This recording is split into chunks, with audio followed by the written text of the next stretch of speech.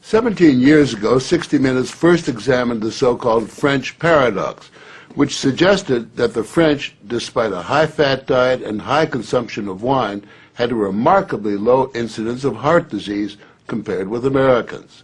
Most researchers agreed that there was something in the wine that offered protection. And a few years later, even the highly cautious federal dietary guidelines say that moderate consumption of red wine can be beneficial. Now, scientists across the country have identified a substance in red wine called Resveratrol that they believe might do more than just protect the heart, but could, in very high concentrations, significantly extend life by preventing a number of age-related illnesses. If they're right, we all may soon be taking a pill that could give us an extra decade or two of healthy old age. If the promise holds true, I think this has the chance to change healthcare. Dr. Christoph Westphal says we all may soon be taking a drug that just might beat the clock, a simple pill that could delay the inevitable. Our goal is to prevent and forestall many of the diseases that strike us as we reach 50, 60, and 70, all with one pill. What you're suggesting is that it's some kind of rejuvenation drug that turns a 70-year-old into a 35-year-old. That might be pretty hard to do, but I think if we're on a train heading one direction, we can slow down that train. I think we can slow down these genes that control the aging process. That quest to put death on hold began in 2003 when Westphal met David Sinclair, a biochemist at Harvard, who was studying the genetic components of aging. 5 years ago, I met David, and he had shown that you could extend lifespan in yeast. That's pretty exciting. Now, if you happen to be a yeast, it's very exciting. Yeasts are one thing, human beings are more complicated. So Sinclair focused on a gene present in almost all life forms, the sirtuin gene. It's normally inactive, but when it is active, Sinclair believes it triggers a survival mechanism that extends life. Convinced that something in nature could activate that gene, Sinclair randomly tested thousands of compounds. And bingo, he got a hit: Resveratrol. When I Googled this Resveratrol, I was shocked to find that red wine was the top hit. Red wine is brimming with Resveratrol. It's found in high concentration in the skin of the grape and seems to play a role in protecting it from invading bacteria and fungi. Were you aware of the research into red wine, that it offered certain health benefits? Oh, sure. I mean, that's why I almost fell off my chair when the link was made, and I thought that this was a potential explanation for the benefits of red wine. Convinced they were on the verge of a major scientific breakthrough, Sinclair and Westphal launched Certris, a Cambridge, Massachusetts research company. They, along with a handful of other cutting-edge biotech companies, are developing resveratrol-based drugs that they believe zero in on the longevity gene. The important news here is not that we found something in red wine.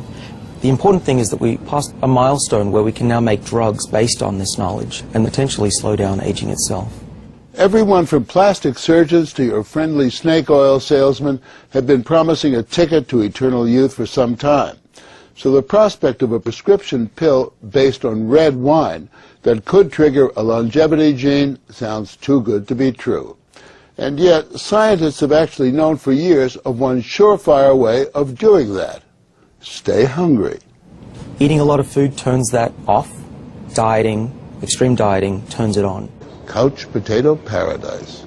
We have a pill that can mimic many of the effects of calorie restriction or exercise. So one can be very healthy and obese at the same time. Our goal is healthy individuals, ideally via lifestyle, and if that doesn't work, we believe that we'll have a pill that can mimic that. A pill that in effect diets for you. A pill that turns on the survival gene. And what we're trying to do with our drugs here is to put the body in a defensive state, to ring the alarm bells and get the body to defend itself instead of dieting to set the alarm off, pop a pill. The pill is a highly concentrated form of resveratrol, a virtual vineyard of healthy living. How much red wine would you have to drink to get the kind of resveratrol that you're using? The sad news is that you'd need to drink about 1,000 bottles a day of red wine, which I don't recommend.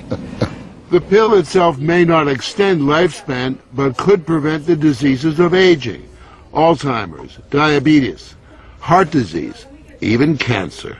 What we're talking about is activating the body's natural genetic defenses against diseases, and that's very powerful if we can harness that. Resveratrol has been tested on mice, and the results have been encouraging. In this test video provided by Sertris, both of the mice have been fed a high-fat diet for 12 weeks. But when placed on a treadmill, the mouse on the right ran twice as far.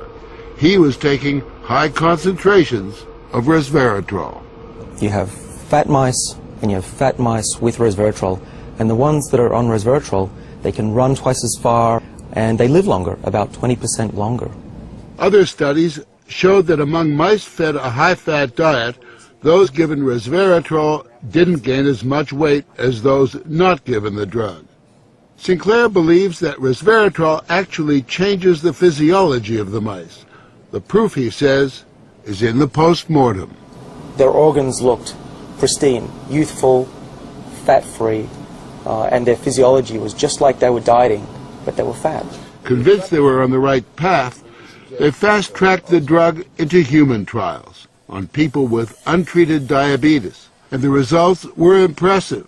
It significantly lowered glucose and insulin levels without the patients changing their diet or taking any other drugs. Originally, our hope was that you'd be able to prevent diseases of aging. What we ended up seeing is actually you could therapeutically intervene in patients who have diseases of aging, and that was unexpected. Yeah, the diabetic patients have high blood sugar, and the molecules bring it down. That's treatment, that's not prevention. Sertris is now developing what they say is a much more potent synthetic version of resveratrol that will also soon go into human trials, this time on cancer patients. I keep on thinking, you know, what used to seem like it was science fiction, I actually believe the biology is right, and if we're right, this may be the most important thing that we're going to do in our lives. Possibly, but it is important to remember that 9 out of 10 drugs that look good in mice ultimately fail in human trials. Still, the speed and results generated by Sertris and the resveratrol drugs are unusual, and Sinclair believes these drugs will not only keep people living longer, but will keep them healthy longer. What we're talking about is potentially making a 90-year-old as healthy as a 60-year-old. A 90-year-old can play tennis and see their great-grandkids graduate from college. People will live active, healthy lives and then die quietly in their sleep, and that's really the aim here with these medicines. Are we on the edge of maintaining active lives into our hundreds, for example? Well, we've certainly passed a corner in terms of the science, and someone's going to achieve it, and if it's not us, it's going to be someone else. But the question that most of us want answered is, when do we get this pill? I would say 5 years to be conservative, that this will happen within our lifetimes. I'm fairly certain about that. One measure of the potential of this research, Dr. Sinclair and Dr. Westfall's little startup company was recently bought by the pharmaceutical giant GlaxoSmithKline for almost $750 million.